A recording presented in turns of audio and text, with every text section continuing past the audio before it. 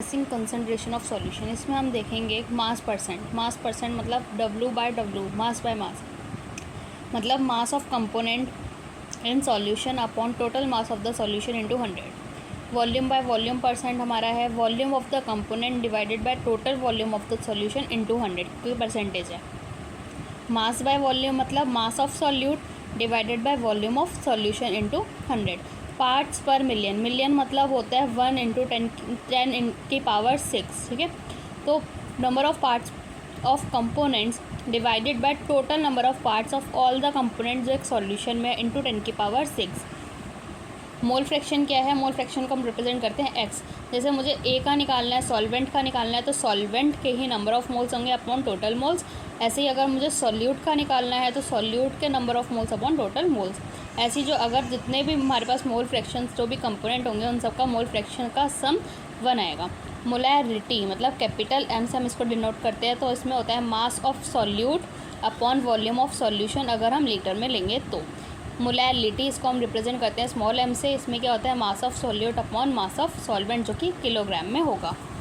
Vapour pressure, vapour pressure क्या है? The pressure exerted by a vapour on a liquid when they are in equilibrium. Vapours जो भी pressure exerted कराते हैं liquid पे जब वो एक इक्विलिब्रियम में होते हैं। जैसे वाटर जो कि लिक्विड है जो इवेपोरेट होकर क्या बनाएगा? वाटर गैस की फॉर्म में। अब हमारे पास कुछ वॉलेटाइल लिक्विड है। वॉलेटाइल लिक्विड मतलब जिसके वेपर्स बनते हैं। तो वाटर जो कि लिक्विड फॉर्म में है, petrol, diesel, kerosene, oil. Rate of evaporation जो है वो रेट ऑफ कंडेंसेशन के बराबर होगा, मतलब एक इक्विलिब्रियम स्टेट होगी। अब इक्विलिब्रियम पे अगर मैं प्रेशर देखूं जो एक्सर्ट होता है by vapours on liquid surface, तो उसका रेट वर्सेस टाइम का ग्राफ कुछ अच्छा है, ऐसा आएगा। जो ये है रेट ऑफ इवेपोरेशन और ये वाला आएगा जो है rate of condensation. Factors affecting vapour pressure, पहला है टेम्परेचर। तो वेपर प्रेशर जो है वो टेम्परेचर पे अगर हम ग्राफ देखें तो कुछ ऐसा आएगा। अगर मैं टेम्परेचर बढ़ाऊंगी तो वेपर प्रेशर बढ़ेगा, टेम्परेचर कम करूंगी तो वेपर प्रेशर कम होगा।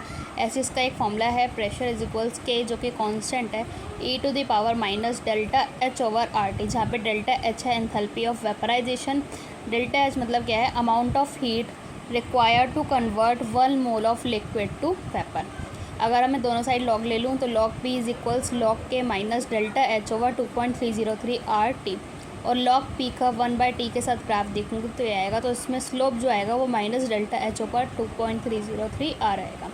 बॉइलिंग पॉइंट क्या है? Temperature at which liquid pressure is equals, जो किसके बराबर होगा? आउटसाइड एटमॉस्फेरिक प्रेशर के। अब मैंने ऐसे 2 कंटेनर ले लिए जहाँ पे एक का वेपर प्रेशर है 0.3 atm, दूसरे का है 0.6 atm। तो इसका बॉइलिंग पॉइंट जो है वो हाई है, इसका बॉइलिंग पॉइंट जो है वो कम है, मतलब वेपर प्रेशर जो है वो बॉइलिंग पॉइंट के इन्वर्स रिलेशन में है। दूसरा intermolecular forces, intermolecular forces vapour pressure के इन्वर्स होते हैं। एल्केन, एल्कीन्स, एल्काइंस, इनका ज़्यादा होगा किससे? पोलर सब्सटेंस से, मतलब जिनका डायपोल मोमेंट 0 नहीं होगा, और उसका ज़्यादा होगा एच बॉन्डेड लिक्विड से। ये इसमें वॉन्डर वॉल फोर्सेज होती हैं, पोलर में डायपोल इंट्रैक्शंस होते हैं, एच बॉन्डिंग में एच बॉन्डिंग होती है, जैसे HF और H2O में देखी जाती है। अब ऐसे जाएंगे तो हमारा इंटरमोलिकुलर फोर्सेज स्ट्रॉन्ग होता है और वेपर प्रेशर कम होगा क्योंकि इनका इन्वर्स रिलेशन होता है।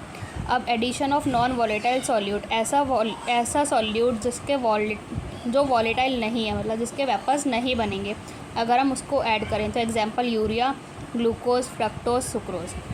वेपर प्रेशर जो है वो डिपेंड नहीं करता है सरफेस एरिया पे, जो रेट ऑफ इवेपोरेशन जो है वो डिपेंड करेगा सरफेस एरिया पे, डायरेक्टली प्रोपोर्शनल।